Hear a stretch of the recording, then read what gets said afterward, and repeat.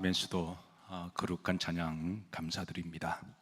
자, 오늘 본문의 배경의 말씀도 여전히 주님의 죽으심과 장례 중에 일어난 사건을 다루고 있습니다. 예수님의 죽으심과 또 십자가의 사건과 장례에 관해서 성경은 의외로 많은 분량을 할애를 하고 있습니다. 마태복음 26장 전체가 그러하고요, 또 27장 꽉 채워서 주님의 죽음과 장례에 관한 말씀을 전해주고 있습니다. 사실 마태복음뿐만 아니라 성경 전체가 이 죽음에 대해서 우리들에게 많은 말씀을 주고 있는데요, 창세기부터 계시록까지 이 죽음이라고 하는 단어가 한 수천 번 정도 언급이 되고 있습니다. 구약은 몇 권이죠? 39권이죠. 신약은 몇 권인가요? 27권입니다. 총 합쳐서 66권인데요.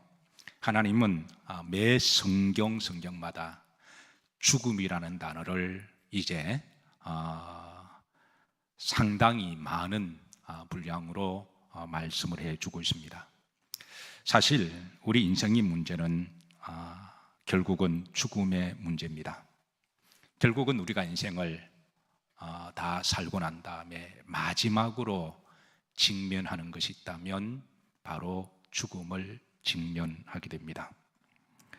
그래서 우리는 한평생을 살아가면서 이 삶과 죽음에 대한 해답을 각자 찾아야만 합니다.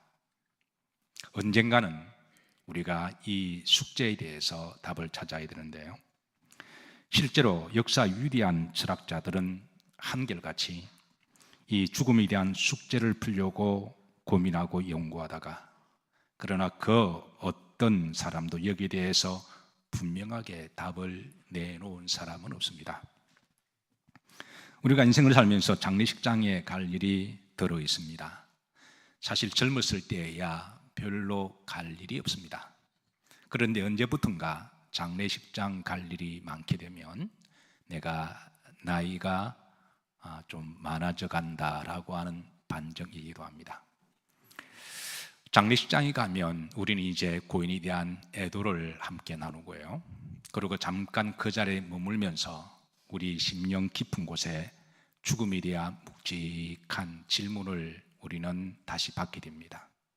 그리고 이 죽음에 대한 묵직한 질문이 내 속에 그렇게 이제 울림이 있어서 한동안 다시 우리들에게 이 질문을 던지게 되는데요, 그래서 우리가 장례식장 가면 우리가 여러 가지로 생각하게 되는데, 잠언서 7장 2절에 보면 지혜로운 사람은 잔치집이나 어떤 파티 그런 곳에 가는 것보다도 바로 장례식장에 가서 여러 가지 인생의 레슨을 더 얻는다라고 우리들에게 알려주고 있습니다.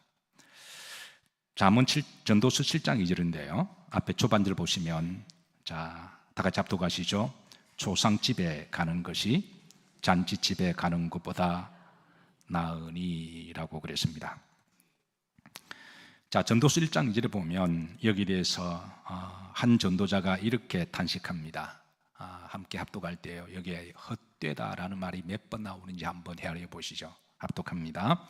전도자가 이르되 헛되고 헛되고 헛되고 헛되니 모든 것이 헛되도다. 이게 이제 이렇게 5번을 반복하는 것은 이제 그만큼 강조를 하기 위함이죠. 자, 여기에서 만약에 우리가 인생을 한평생 살면서 삶과 죽음에 대한 답을 찾지 못하고 죽은 인생들은 맨 마지막에 죽음을 직면했을 때 그가 할 수 있는 유일한 말은 헛되고 헛되고 헛되고 헛되니 내가 모든 것이 헛되도다 라고 탄식할 수밖에 없음을 우리들에게 알려주고 있습니다. 성경에 이 죽음에 대해서 우리 이렇게 많은 그렇게 빈도로 또 오늘 본문에도 알려주시는 것은 죽음이 주는 하나님의 보이스가 있다고 하는 사실입니다.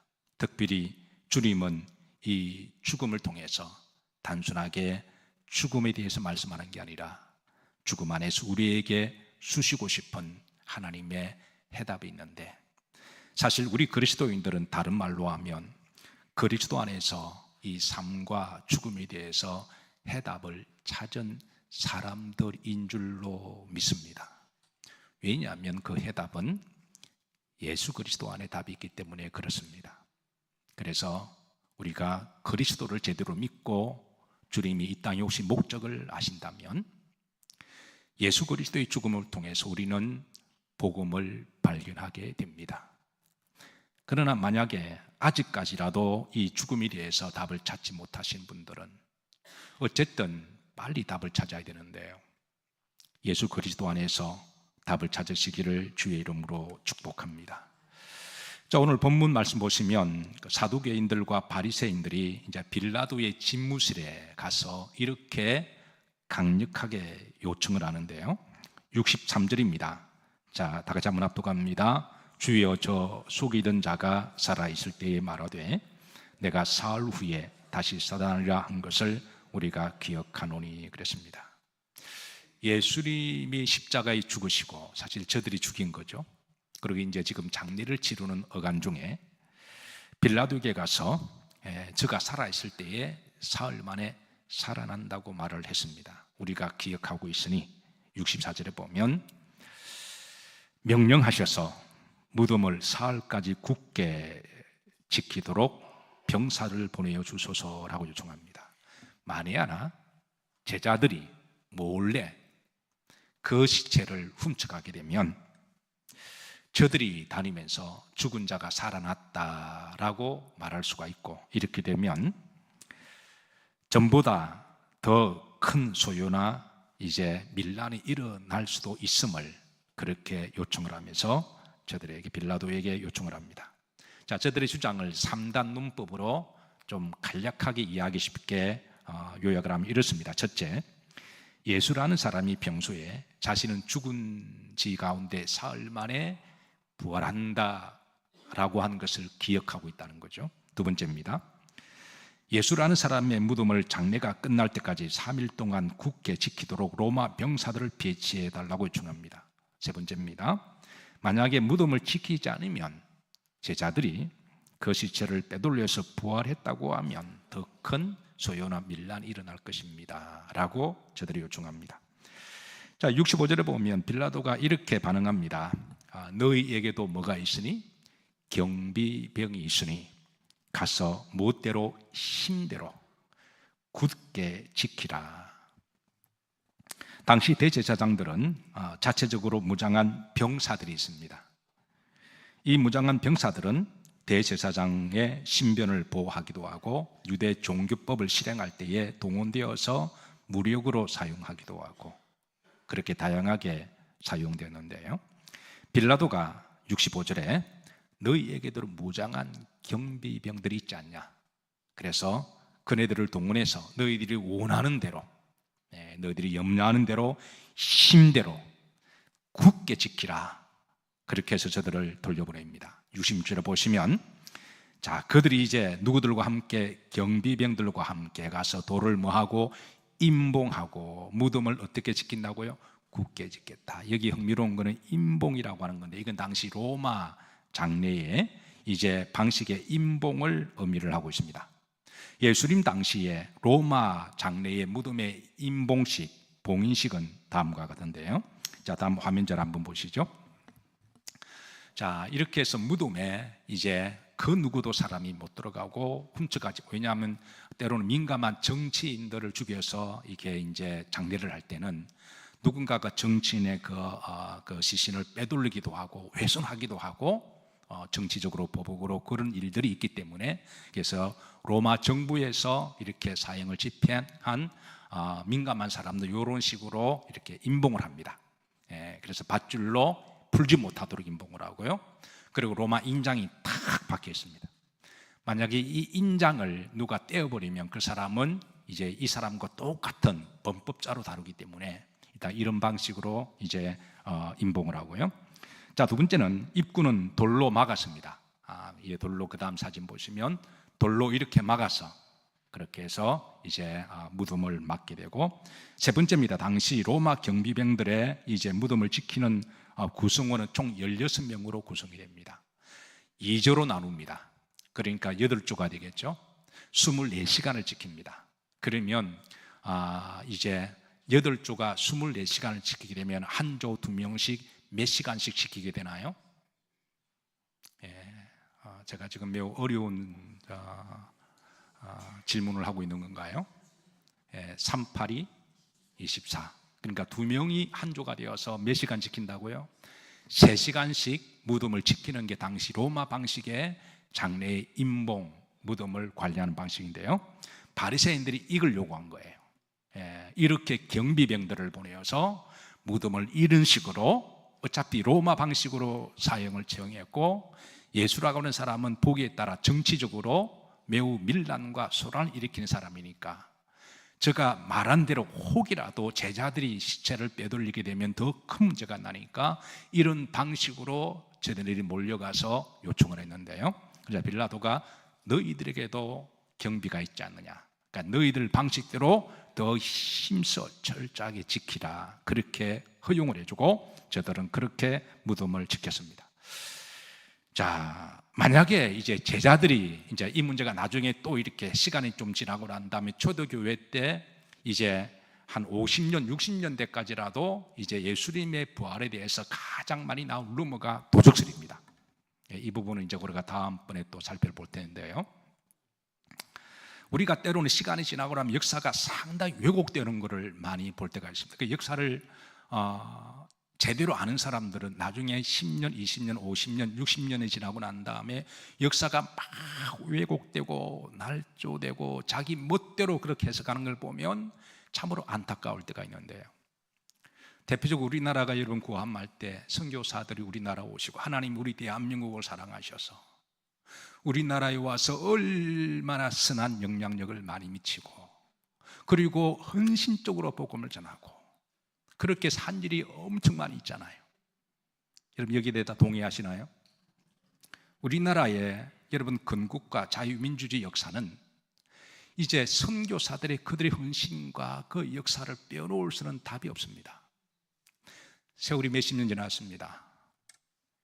지금 들려오는 역사에 대한 이야기를 보면 상당히 왜곡되고 날조된 모습을 보면서 그 역사를 제대로 아는 사람들의 마음속에는 답답함이 있을 거예요.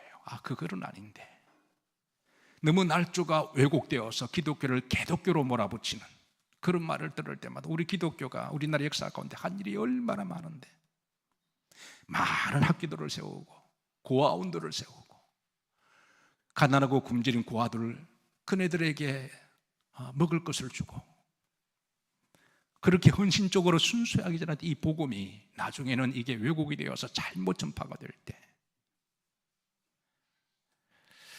예수님의 그 부활도 나중에는 이런 식으로 도적설이 그렇게 나돌기 시작합니다. 근데 그 도적설은 지금까지 나돌아요, 그 루머가.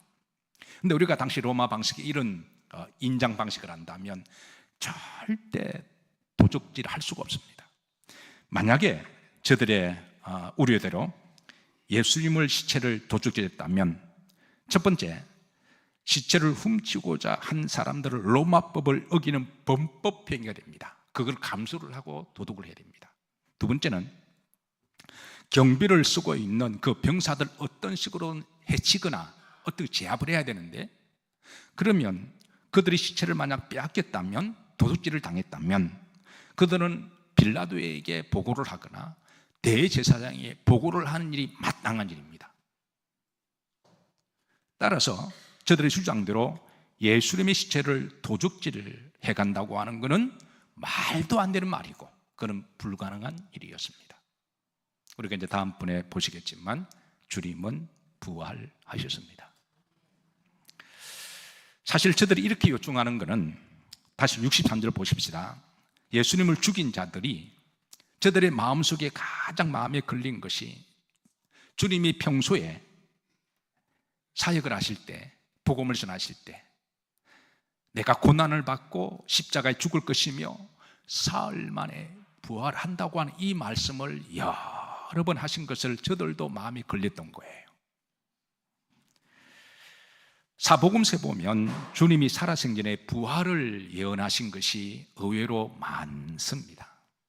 자, 여러분 마태복음만 하더라도요 16장 21절에 보시면 후렴절입니다. 자, 주님께서는 이제 제자들에게 내가 많은 고난을 받을 것이고 죽임을 당할 것이며 언제 살아나야 할 것을 3일에 살아나야 할 것을 말씀하셨습니다. 빌립보에서 주님이 제자들에게 진지하게 하신 말씀입니다. 두 번째는 마태복음 17장 22절 23절인데요 갈릴리에 모일 때에 주님은 또 제자들을 불러다가 인자가 장차 사람들에게 손에 넘겨줄 것이고 그리고 죽음을 당할 것이며 언제 살아나리라? 제3일에 살아나리라 말씀하셨습니다. 마태복음 20장 18절 19절에 보시면 예수님께서 예루살렘으로 올라가실 때에 올라가는 여정 가운데 제자들에게 이제 인자가 넘겨질 것이고 십자가에 못 박힐 것이고 언제 살아나리라? 3일에 살아나리라. 마가복음에서도 주님은 마가복음 14장 27절에도 말씀하시는데요 여기 보시면 이제 27절에 이제 너희들이 나를 칠 것이고 그리고 다 흩어질 것이며 28절에 내가 만후에 살아난 후에 너희보다 먼저 갈릴리로 가리라. 누가복음에 13장 31절 32절에 있습니다. 후렴절에 보시면 32절 언제에는 완전하여 주리라 제3일에는. 요한복음에는 6장 40절입니다. 벳세다 광야에 오병이어를 먹이시고 난 다음에 후렴절입니다. 내가 이를 다시 말이라 살리리라. 요한복음 11장 25절 26절입니다. 나사로의 입관 예배에 친히 참석하셔서 따라서 나는 부활이요 생명이니 나를 믿는 자는 죽어도 살겠고 무로 살아서 나를 믿는 자는 영원히 죽지 아니하리라. 이것을 너희들이 믿느냐 하셨습니다. 이 말씀은 이미 죽은 나사로에게 하신 말씀이 아니라 그 장례식에 모여있는 사람들에게 하신 말씀입니다. 요한복음 14장 2절 3절에도 보면 예수님께서는 장차 죽을 것을 예고하시면서 3절에 보면 가서 너희를 위하여 거처를 예비하면 내가 다시 와서 너희를 내게로 영접하여 나 있는 곳에 있게 하리라. 요한복음 16장 16절에 보시면 다 같이 합독합니다. 조금 있으면 너희가 나를 보지 못하겠고 또 조금 있으면 나를 말이라 보리라. 6월절 전에 하신 말씀입니다. 자, 사복음서를 통해서 주님은 여러 번 말씀하셨습니다. 왜 여러 번 말씀하셨을까요? 사실 주님의 중요한 묵직한 말씀은 한 번만 딱 들어도 여러분 우리는 충분한 줄로 믿습니다. 어떠세요 여러분? 주님이 중요한 말씀은 한 번만 하셔도 주님을 전적으로 신뢰하는 자들에게 충분한 줄로 믿으시기를 주의 이름으로 축복합니다. 자, 그런데 왜 여러분 이렇게 많이 하셨을까요? 첫 번째, 아마 중요하기 때문에 여러 번 말씀하실 수도 있습니다. 자, 중요한 거는 여러분 반복해서 말씀하실 수도 있고요. 두 번째는 이것보다도 저는 왜 여러 번 말씀하셨을까요? 저들이 못 알아들었기 때문에 그렇지 않을까요? 자, 여러분 부모가 자식한테 중요한 말은 여러분 합니까 안 합니까? 여러분 하죠. 정말 부모가 살아가면서 이거는 정말 중요한 인생의 레슨이다. 이 인생의 레슨은 자녀들에게는 꼭 내가 알려주고 싶은데 그런데 그 이야기를 정말 진지하게 묵직하게 한번 이야기했습니다. 근데 부모가 볼 때 그 아이가 못 알아들은 것 같아요. 제 아이가 아는 눈빛이 아니에요. 그 말을 듣고 하는 행동이나 말을 보면 전혀 달라지도 않았고 전혀 아는 것 같지가 않습니다. 안 들은 것 같아요. 그럼 부모가 좀 더 있다가 어떻게 하나요? 한 번 더 이야기하게 되죠. 사실 그 부모가 진지하게 묵직하게 한번 그렇게 이야기하면 사실 그 자녀가 한 번 딱 듣고 마음에 새기면 얼마나 좋을까요? 아버님 다시, 어머님 다시 나에게 그런 말씀 안 하셔도 돼요. 전에 말씀하셨을 때 제가 잘 새겨들었고 제가 그렇게 살려고 애를 쓰고 있습니다.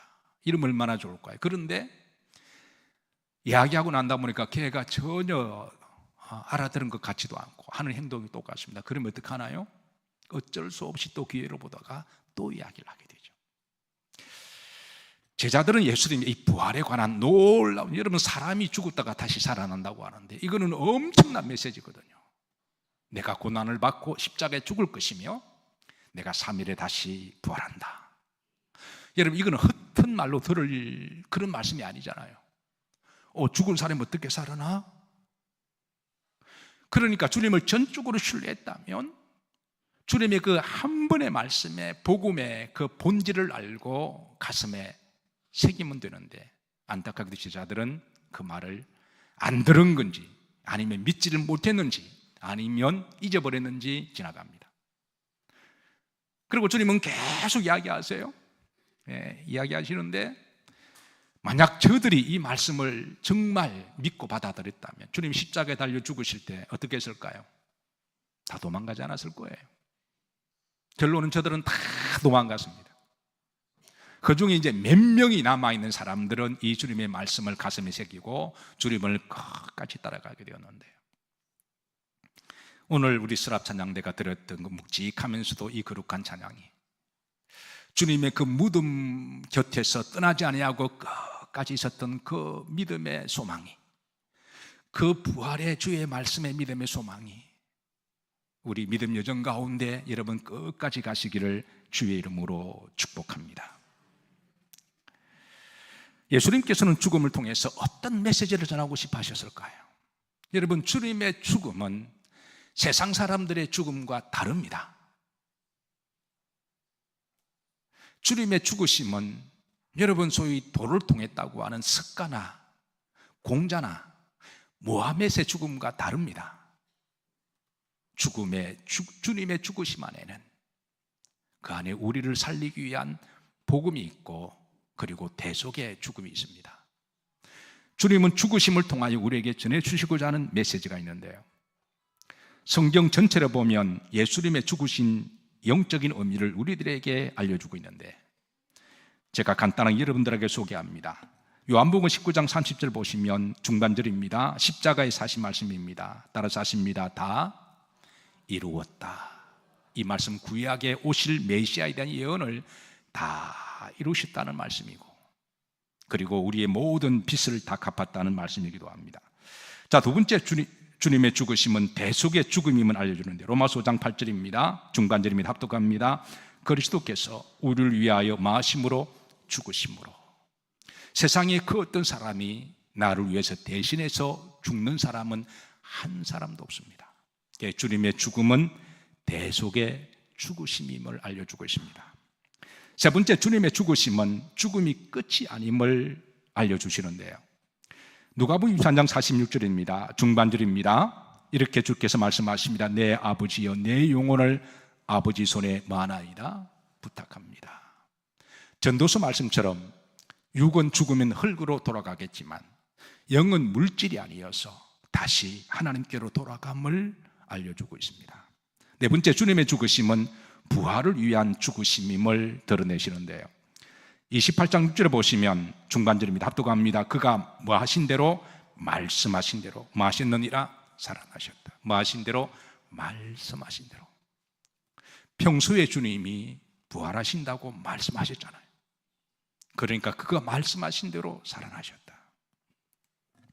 다섯 번째입니다. 고린도전서 15장 21절 22절을 보시면 믿는 자에게 부활의 소망을 주시기 위하심입니다.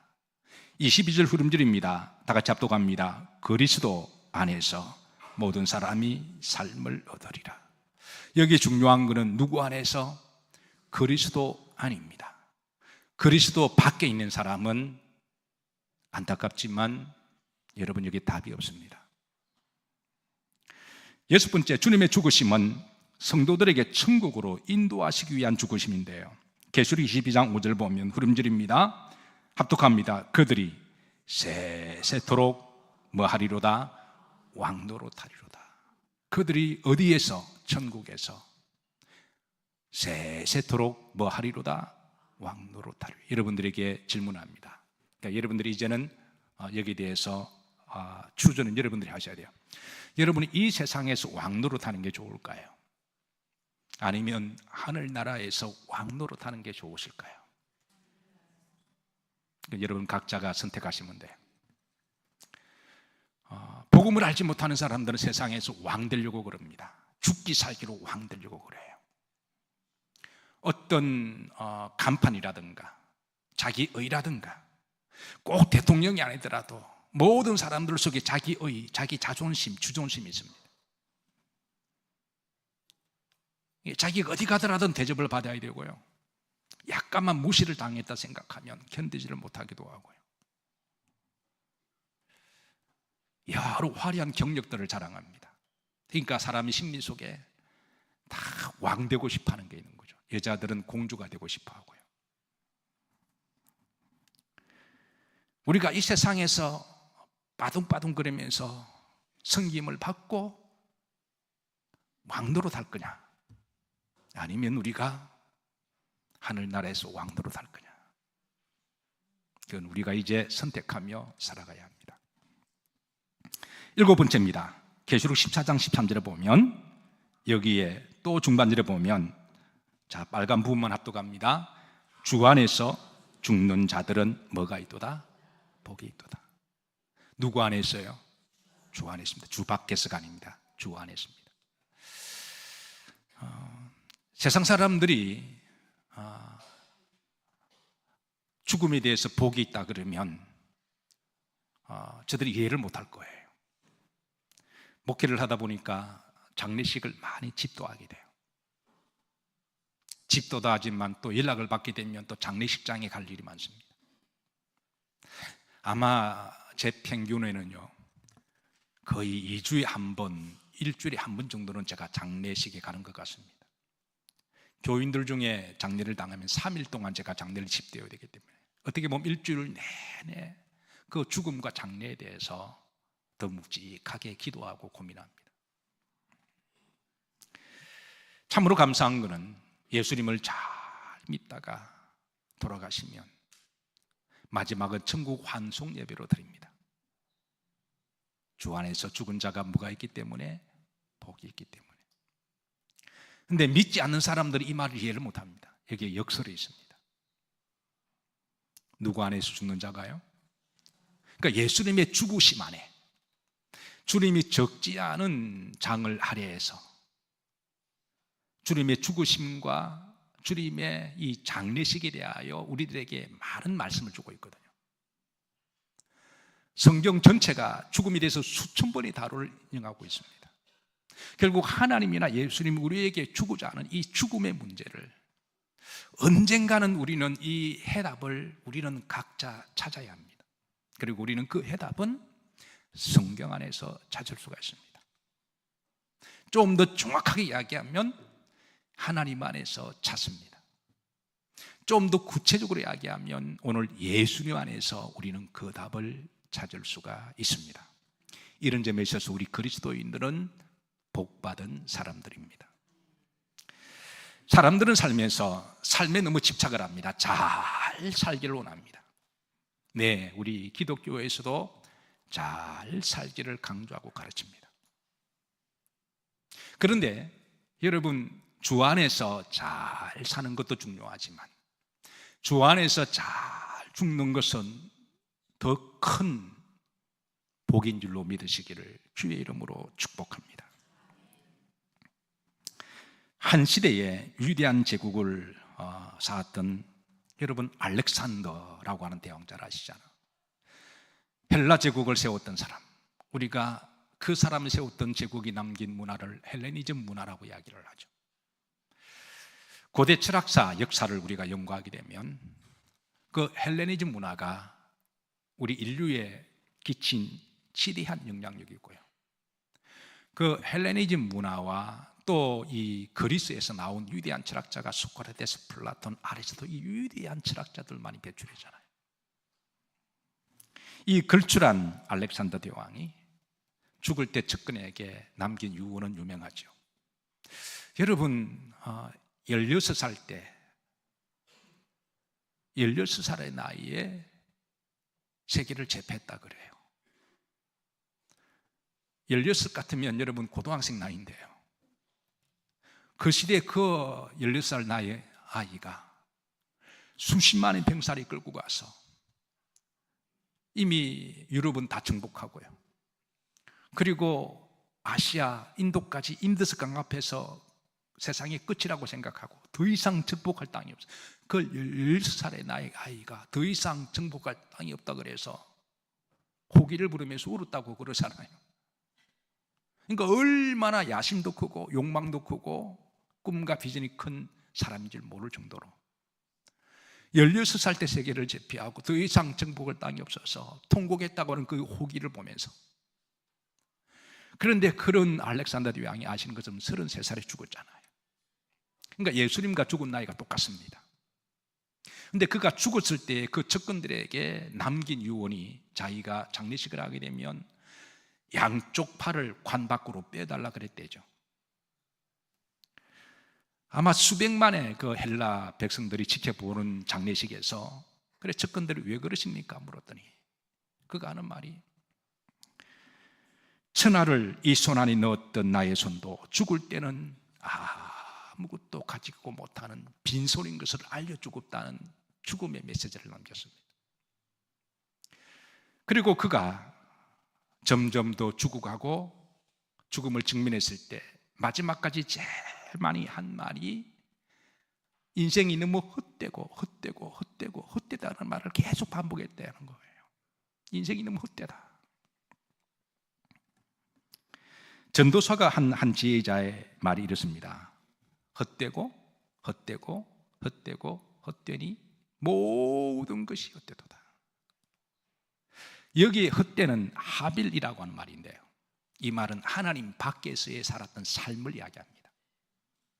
여러분, 하나님 밖에서 살았던 삶이 아무리 한 제국을 호령하고 호기를 가지고 위대한 왕이 되었다고 할지라도 하나님 밖에서의 죽음은 헛됩니다. 그러나 하나님 안에서 산 사람은 성경은 헛되다고 말하지 않습니다. 예수님 안에서 산 사람은, 그 사람의 그 삶은 참으로 하나님이 눈동자와 같이 귀하게 보시고, 심지어 주의 이름으로, 누구 이름으로요? 주의 이름으로 지나가는 어린 소자에게 물 한 컵을 대접하는 것도 하나님이 가치 있게 보시고 소중히 보시는 하나님이시라는 거예요. 예수님 안에서 살아가는 모든 삶은 하나님이 가치 있게 보시고 귀하게 보시고 하늘의 상급으로 예비하시는 하나님이십니다. 따라서 이 하빌이라는 용어가요, 하나님 밖에서의 헛됨이지만 하나님 안에서는 여러분 버릴 것이 하나도 없습니다. 하나님 안에서는, 예수님 안에서는 소망이 있고 오히려 복입니다. 그래서 주 안에서 산 사람도 복이 있고요, 주 안에서 언젠가는 죽음을 직면할 때는 그 죽음은 더 복인 줄로 믿으시기를 주의 이름으로 축복합니다. 일본의 암 환자만 다루는 호스피스 병동이에요. 거기에 이제 전문의 중에 오처 수이치라고 하는 닥터가 있습니다. 그러니까 그에게 찾아오는 환자는 다 암 환자들입니다. 물론 초기는 낫기도 하고 하겠지만, 근데 이제 그가 다뤘던 환자들 중에 말기암이라든가 또 어쩔 수 없이 이제 죽음을 직면하는 이제 수없는 사람들을 직면하면서 그 환자들이 죽어갈 때 심도 있는 대화를 많이 나눴다는, 가슴 울리는 그런 정말 가슴 울리는 그런 이야기를, 그 중에 한 1000명 되는 사람들을, 그런 사람들을 이렇게 이제 마지막을 보내면서 그 환우들이 죽어가면서 가장 많이 후회하는 말들을 그가 나중에 한 권의 책을 내는데요, 그 책 제목이 죽을 때 후회하는 25가지라고 하는 책을 그렇게 출판을 했습니다.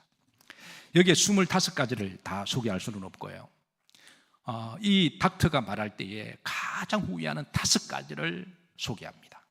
첫 번째가 뭐냐면요, 사랑하는 사람에게 고맙다, 사랑한다는 말을 좀 더 많이 했더라면 이것을 제일 많이 후회한대요. 사랑하는 성도 여러분, 이번 주부터라도 주변에 사랑하는 사람들에게 한 번이라도 더 고맙다, 감사하다, 사랑한다는 말을 한 번 더라도 하시기를 주의 이름으로 부탁합니다. 두 번째는 진짜 내가 하고 싶은 일을 했더라면 거길 또 많이 후회하신다 그래요. 세 번째입니다. 내가 조금만 더 겸손했더라면, 결국은 다 도토리 키재기인데 별것 아닌 거 가지고 머리 뻣뻣하게 세우고, 이런 것들이 너무나 어리석게 보이고 정말 아무것도 아닌데 내가 조금만 더 수구리 했더라면, 사랑하는 성도님, 이번 한 주도 조금만 더 머리 숙여서 나보다 남을 더 낮게 여기시는 한 주가 되기를 주의 이름으로 축복합니다. 네 번째가 내가 조금만 더 친절을 베풀었더라면, 왜 그렇게 야박하게 했을까? 왜 그리 비난하고 비속하고 책망하고 부정적으로 말을 했을까? 이거 별것 아닌 거 가지고 지적하고 야단하고, 내가 조금만 더 친절을 베풀었더라면. 다섯 번째입니다. 나쁜 짓을 하지 않았더라면. 아마 이것은 우리 영일교회 성도들에게 해당이 안 되리라고 저는 믿습니다. 이 다섯 가지를 제일 많이 후회하는데요, 제가 이 책을 보면서 다 공감하는 이야기입니다. 옳은 말이고 공감한 말인데요, 그러나 저는 목사잖아요. 우리의 정체성은 그리스도인이고요. 그러니까 하나님이 보실 때 우리의 마지막의 죽음 앞에서 하나님이 가장 기쁘시게 받으시는 마지막의 그 마무리는 어떤 말일까? 제가 성경을 기반해서 한번 다섯 가지를 정리를 했습니다. 첫 번째입니다. 따라서 하시죠. 예수님을 잘 믿었더라면. 여러분 공감하시나요? 정말 예수님을 잘 믿었더라면, 이거는 나와 하나님과의 관계니까, 여러분 우리 각자 관계잖아요. 이거 누구한테 말할 것도 없고, 이건 뭐 다르게 말하는, 이건 이제 마지막 우리가 하나님과 대화하는 거니까 내가 예수님을 정말 잘 믿었더라면. 두 번째입니다. 모든 일에 무엇으로 대했더라면? 사랑으로 대했더라면. 오라 우리가 서로 사랑하자. 하나님은 사랑이시니 사랑하는 자마다 하나님을 알고 하나님께로부터 났으니 사랑하지 아니하는 자는 하나님을 알지 못하느니라. 내가 너에게 계명을 주노니 위로는 하나님을 사랑하고 옆으로는 내 이웃을 내 몸처럼 사랑하라. 이것이 선지자의 강령과 율법이니라. 제가 우리 영일교회에 와서 제일 많이 이제 반복적으로 중요하니까 한 이제 슬로건 중에 하나가, 자 여러분 다 기억하시죠? 본질에는 무엇을? 일치를. 비본질에는 자유를. 나머지 모든 일은 무엇을? 자비와 사랑을. 여러분 항상 우리가 이 본질을 기억했으면 좋겠다 생각합니다. 이건 제가 지어낸 말이 아니고요, 제가 깨달은 것도 아니라 저도 카피한 겁니다. 존 웨슬리 목사님의 목회 철학이었고요, 성 어거스틴의 목회 철학이었습니다.